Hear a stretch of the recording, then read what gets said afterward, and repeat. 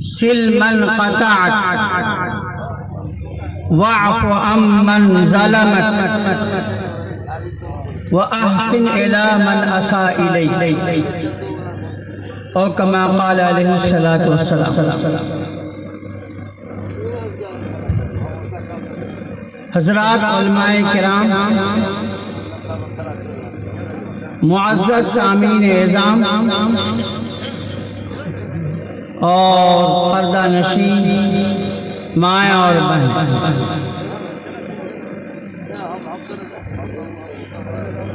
ابھی تھوڑی دیر پہلے حضرت مولانا ایوب صاحب نظامی قاسمی دامت برکاتہم کی قیمتی باتیں ہم لوگ سن رہے تھے۔ جی یہ چاہ رہا تھا کہ اور سنائیں، لیکن وہ مستقل سفر میں ہیں، بیمار بھی ہیں،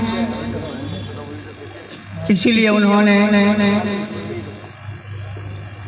دیے ہوئے وقت پر ہی اپنی بات کو ختم کر دیا۔ ہماری آپ کی ذمہ داری بنتی ہے کہ ان کے لیے بھی اور تمام مریضوں کے لیے دعا کریں، اللہ انہیں صحت کاملہ عاجلہ عطا فرمائے۔ بزرگوں، میں نے آپ کے سامنے دو چھوٹی حدیث پاک کو پڑھا ہے، انہی دونوں حدیثوں کو سامنے رکھتے ہوئے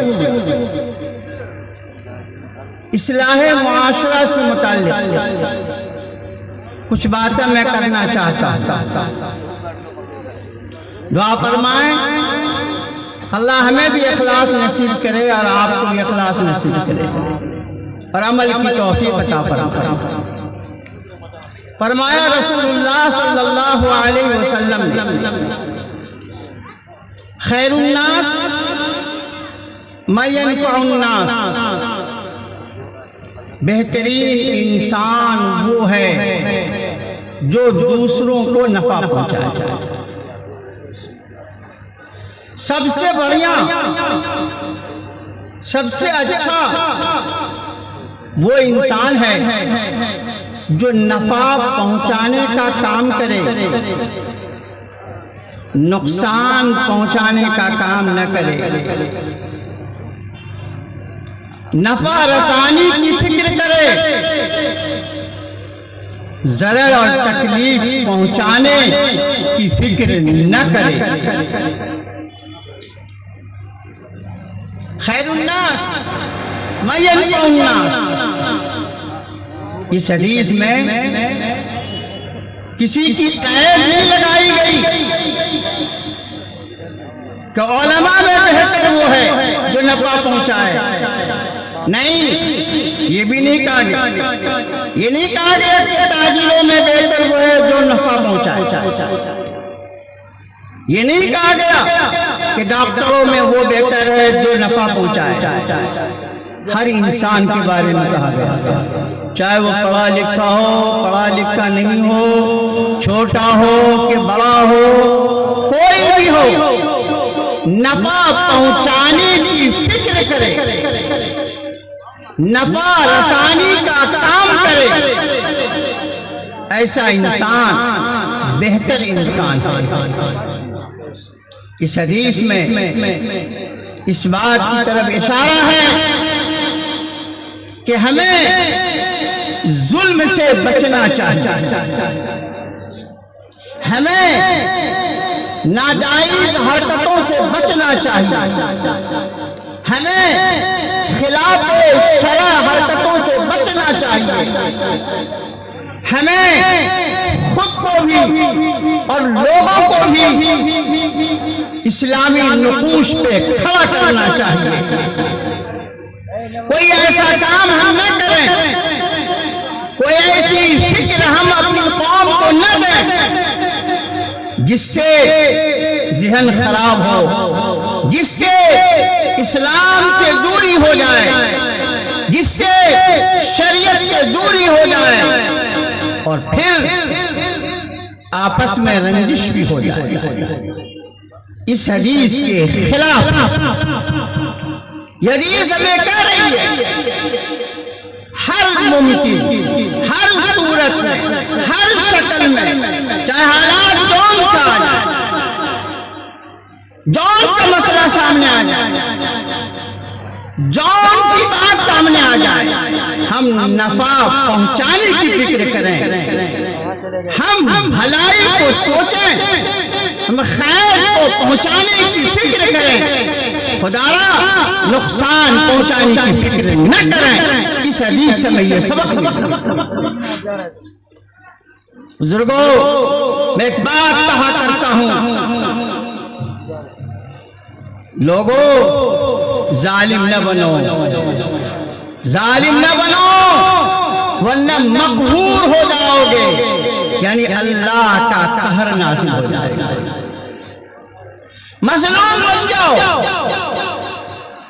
برداشت کر لو، مظلوم بن جاؤ، منصور ہو جاؤ گے، یعنی اللہ کی نصرت شامل حال ہو جائے گی۔ ظالم نہ بنو، انتقام نہ لو، نقصان نہ پہنچاؤ، برداشت کر لو، تحمل سے کام لو۔ اللہ نے طاقت دی ہے تو طاقت کا ناجائز استعمال نہ کرو، اللہ نے اقتدار دیا ہے، اقتدار کا ناجائز استعمال نہ کرو، ورنہ ظالموں میں شمار ہو جائے گا، اور پھر اللہ کا قہر نازل ہو جائے گا۔ برداشت کر لو، مظلوم بن جاؤ، منصور ہو جاؤ گے، اللہ کی نصرت نازل ہو جائے گا۔ ایک بادشاہ تھا، بڑا مغرور، بڑا متکبر۔ بادشاہ کو خیال آیا دل میں، چلے چل کر کے شاہی محل کا گشت لگاتے ہیں، بہت دن ہو گیا، شاہی محل کے چاروں طرف چل کے دیکھتے ہیں کیا ہے۔ بادشاہ نے ارادہ کیا، لاہو لشکر تیار ہو گیا،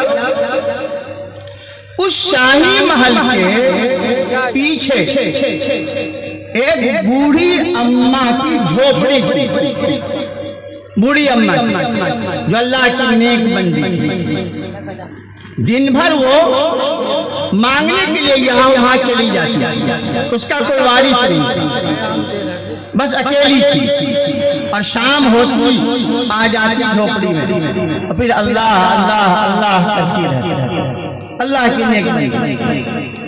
تو دن کا وقت تھا، بوڑھی اماں مانگنے کے لیے چلی گئی، بادشاہ لاہو لشکر کے ساتھ آیا، شاہی محل کا گشت کر رہا ہے، پیچھے کی طرف آیا تو دیکھا کہ جھوپڑی، بادشاہ کو بڑا غصہ آیا کہ شاہی محل جس کی بلندی آسمان کو چھو رہی ہے، یہ ہمارا شیش محل اس کی شان کے خلاف ہے، جھوپڑی کا ہونا یہاں پہ۔ پوچھا کس کی جھوپڑی ہے؟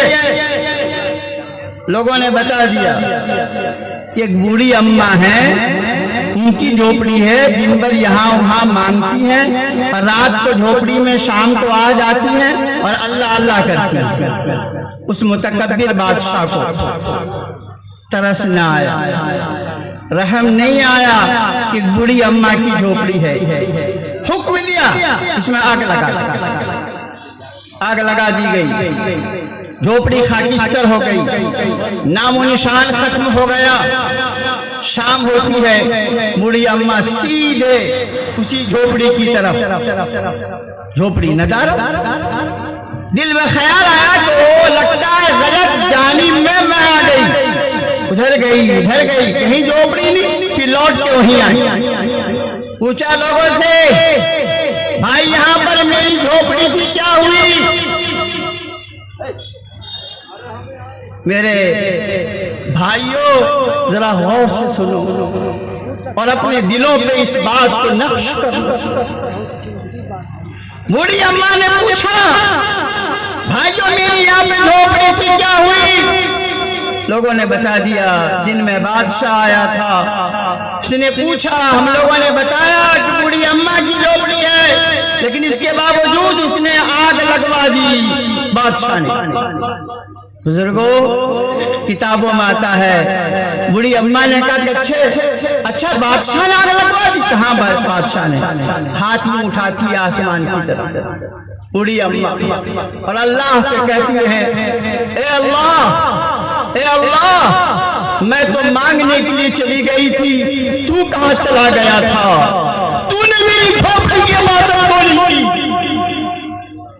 اے اللہ میں تو مانگنے کے لیے چلی گئی تھی، تو کہاں چلا گیا تھا؟ تو نے میری جھوپڑی کی عبادت کیوں نہیں کی؟ بزرگوں یہ جملہ بڑا عجیب سا لگ رہا ہے، ٹھیک ہے نا؟ لیکن جب سچی محبت ہوتی ہے، سچا تعلق ہوتا ہے، تو اس محبت میں، سچا تعلق میں کچھ نخرے اور نزاکت بھی پیدا ہو جاتی ہے، اور وہ نزاکت اچھی لگتی ہے۔ آپ کے 4 بیٹے ہیں، چھوٹا بیٹا اس سے زیادہ محبت ہے، تو جتنی وہ شرارت کرے، نخرہ کرے، ماں باپ کو وہ بھلا لگتا ہے، اچھا لگتا ہے بچہ۔ سفیان ثوری رحمت اللہ علیہ بڑے محدث گزرے، علماء جانتے ہیں، ایک دفعہ ان کے ایک دشمن نے ان کا پیچھا کیا کہ ان کو قتل کر دینا ہے، اپنی جان بچانے کے لیے حرم پاک پہنچ گئے، مکہ مکرمہ حرم میں پہنچ گئے، لیکن ان کو خبر لگی کہ میرا دشمن میرا پیچھا کرتے ہوئے حرم داخل ہونے والا ہے، حرم میں آ جائے۔ ان کو جب خبر لگی تو حرم پاک پہ غلاف کعبہ کو پکڑ کے کہا یا رب العالمین اگر یہ دشمن میرا حرم میں داخل ہو گیا تو آج کے بعد سے سفیان اس حرم میں، اس جگہ میں کبھی نہیں آئے۔ کتنا خطرناک جملہ لگ رہا ہے کہ اگر وہ دشمن آ گیا، داخل ہو گیا تو سفیان کبھی حرم میں نہیں آئے گا۔ لیکن یہ کہنا محبت کا کی ایک دلیل تھی، چونکہ اللہ سے سچی محبت تھی۔ زبان سے جملہ نکلتا ہے، ادھر دشمن جو گھوڑے پہ سوار تھا ٹھوکر کھاتا ہے، گھوڑا نیچے آ جاتا ہے، وہ بھی مرتا ہے اور دشمن بھی مر جاتا ہے۔ بزرگوں ٹھیک یہی بات ہے۔ اس بڑی اماں نے کہا کہ میں تو مانگنے کے لیے چلی گئی تھی، اللہ تو کہاں چلا گیا؟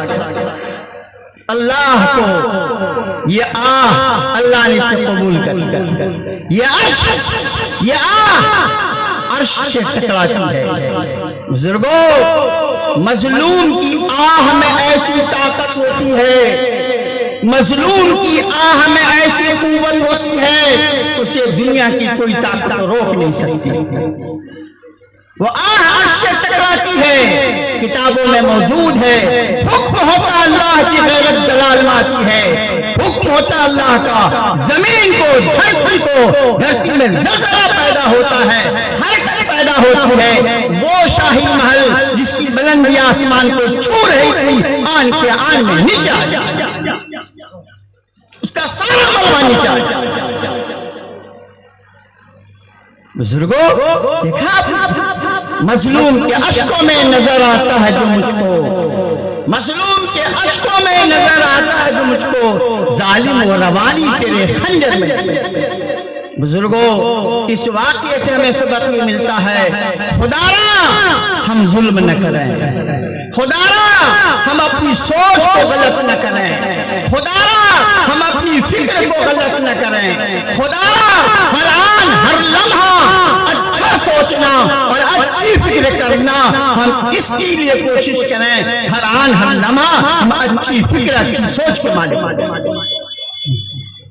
ورنہ اللہ بڑا قہار ہے، اللہ بڑا جبار ہے، اللہ بڑا ہے تو اس کی ڈھیل بھی بڑی ہے، اس کی ڈھیل بھی بڑی ہے، اللہ بڑا ہے تو اس کی پکڑ بھی بڑی ہے۔ جب اللہ پکڑ کرتا ہے تو دنیا کی کوئی طاقت اس کو ٹال نہیں سکتی۔ اس لیے ضرورت اس بات کی ہے اگر ہم چاہتے ہیں کہ معاشرہ کی اصلاح ہو جائے، ہمارے سماج کی اصلاح ہو جائے، تو ہم نفع پہنچانے والے بنے، ہم نقصان پہنچانے والے نہیں بنے۔ ہم کسی طرح کا بھی کوئی بھی کسی طرح کا کسی کو کوئی رنج نہ دیں، دینی کاموں میں آگے رہیں، پیچھے نہیں رہیں، ٹانگ پکڑ کر کے کھینچنے والے نہ بنیں۔ اس بات کا سبق ملتا ہے اس حدیث پاک سے۔ ہاں دوسری حدیث اس میں بھی ایک بڑا سبق ہے کہ سل من قطعک واعف عمن ظلمک واحسن الی من اساء الیک، کہ اگر کسی نے رشتے کو، ناطے کو، تعلق کو، دوستی کو توڑ دیا ہے تو خدا را تم توڑ پیدا نہ کرو، تم جوڑنے کی کوشش کرو۔ سل من قطعک، اگر کسی نے رشتہ داری کو توڑنے کی کوشش کی ہے، رشتہ داری اور قرابت کو ختم کرنے کی کوشش کی ہے، تو تم جوڑنے کی کوشش کرو۔ سل من قطعک واعف عمن ظلمک، اور جس نے ظلم کیا ہے اس سے انتقام نہ لو، جس نے بدسلوکی کی ہے اس سے انتقام نہ لو، جس نے غلط سوچنے کی، غلط فکر دینے کی کوشش کی ہے، تم اس کو معاف کر دو، اس کو معاف کر دو، اس سے انتقام نہ لو، اس کے بارے میں غلط سوچ مت رکھو۔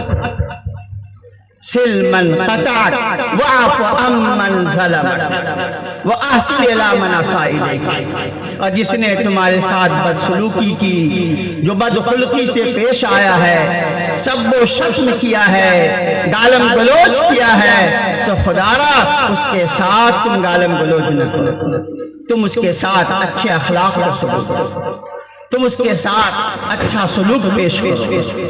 یہ تین ایسے سبق ہیں اس حدیث پاک میں کہ رشتہ کو توڑو نہیں، رشتہ کو جوڑو، ظالم کو معاف کر دو، انتقام نہ لو، اور بدخلقی کا جواب اچھے خلق، اچھے اخلاق سے دو۔ یہ تین ایسے سبق ہیں جو نسخے کیمیا ہیں، اگر اس پہ ہمارا عمل ہو جائے تو ہمارا معاشرہ بالکل درست ہو جائے گا، صالح ہو جائے گا، ٹھیک ہو جائے گا۔ نبی کریم صلی اللہ علیہ وسلم کی اس تعلیم پہ ہم عمل کریں۔ آپ صلی اللہ علیہ وسلم نے عمل کر کے بھی بتایا، آپ کا پورا عمل، آپ کی پوری حیات مقدسہ، پوری زندگی اس کا مطالعہ کریں تو یہی آپ کو معلوم ہوگا کہ آپ نے ظالموں کو، دشمنوں کو، بدخواہوں کو معاف کیا ہے، حتیٰ کہ اسے بددعا نہیں دی بلکہ دعا دی ہے، معاف کیا ہے۔ ابو جہل کا نام کس نے نہیں سنا؟ سب لوگ جانتے ہیں ابو جہل کتنا بڑا ظالم تھا اور کیا کیا اس نے کوشش کی آپ صلی اللہ علیہ وسلم کو پریشان کرنے کی۔ ابو جہل بڑا مکار بھی تھا، بڑا عیار بھی تھا۔ ایک دفعہ اس نے یہ ارادہ کر لیا کہ وہ تکلف بیمار پڑ جاتے ہیں، بیمار تھا نہیں کا بیمار پڑ جاتے ہیں، اور سامنے اپنے گھر کے سامنے کنواں کھدوا دیا اور اس پہ چٹائی رکھ دی، یہ سوچ کر کے کہ جب محمد کو صلی اللہ علیہ وسلم خبر لگے گی کہ ابو جہل بیمار پڑ گیا ہے تو عیادت کے لیے ضرور آئیں گے۔ اللہ اکبر، دشمن ہے اور کیسی ناپاک سازش کر رہا ہے، اسے بھی اس بات کا یقین ہے کہ محمد کو صلی اللہ علیہ وسلم جب خبر لگے گی کہ ابو جہل بیمار پڑ گیا ہے تو عیادت کے لیے ضرور آئیں گے۔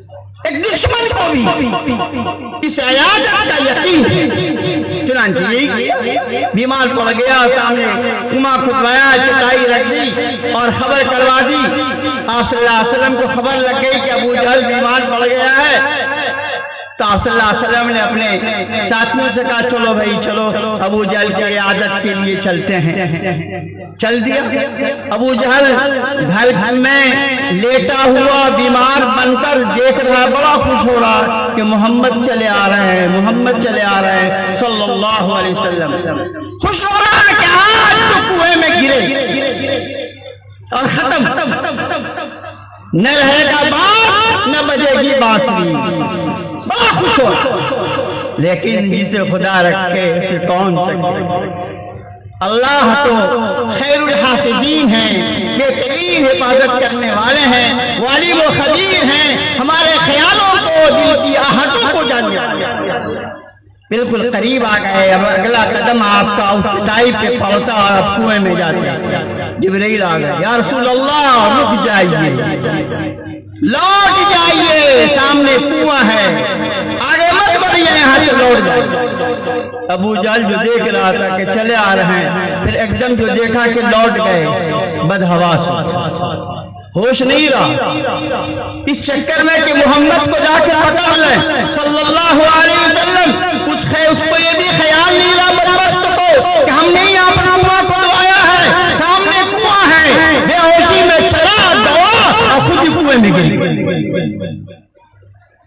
خود ہی کنویں میں گر گیا۔ اب کیا ہے، سارے لوگ پریشان ہو رہے ہیں ابو جہل کو نکالنے کے لیے، ساری تدبیریں پھر کوئی تدبیر کام نہیں آ رہی ہے۔ ایک بوڑھا شخص نے کہا، میاں کیا دیکھتے ہو، ابو جہل کو کوئی نہیں نکال سکتا سوائے محمد کے صلی اللہ علیہ وسلم، جا کر کے بھیجو قاصد کو، بلا کے لائیں گے۔ کہ قاصد گیا کہ ابو جہل کنویں میں گر گیا ہے، چلا آپ اسے نکال دیں۔ بزرگوں ہمارا آپ ہوتے تو کیا کرتے؟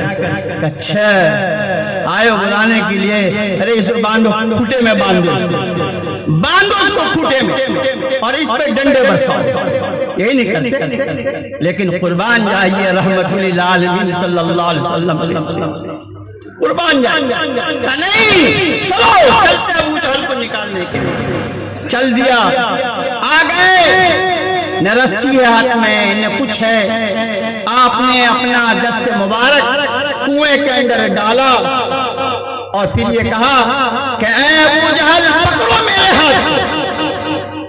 وہ تو نیچے تھا، کنویں کی کھائی میں تھا، لیکن یہ آپ صلی اللہ علیہ وسلم کا معجزہ تھا، یہ آپ کا معجزہ تھا، آپ نے کہا پکڑو میرے ہاتھ کو۔ ایسا لگا جیسے کسی نے ابو جہل کو نیچے سے اوپر کو پھینک دیا، اوپر کو مرتا کیا نہیں کرتا، جلدی سے آپ صلی اللہ علیہ وسلم کے ہاتھ کو پکڑا اور آپ صلی اللہ علیہ وسلم نے اس کے ہاتھ کو پکڑا اور کنویں سے باہر کر دیا۔ بزرگوں میں زیادہ دیر آپ کے سامنے نہیں رہنا چاہتا ہوں، اس لیے کہ بڑے بڑے اکابر موجود ہیں۔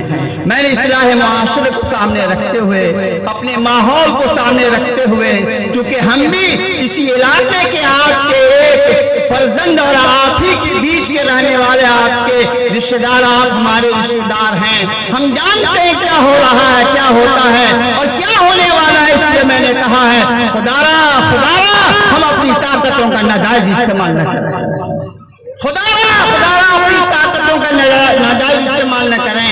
اللہ نے اقتدار دیا ہے، اس اقتدار کو اللہ کی نعمت سمجھیے، اللہ نے دولت دی ہے تو اس دولت کو اللہ کی نعمت سمجھیے، اللہ نے کوئی رتبہ دیا ہے اس کو اللہ کا احسان سمجھیے، اس رتبے کا استعمال ہم غلط نہ کریں، کہیں اللہ کی پکڑ میں ہم نہیں آ جائے۔ اللہ تعالی ہمیں کہنے سننے سے زیادہ عمل کی توفیق نصیب فرمائے، وما توفیقی الا باللہ۔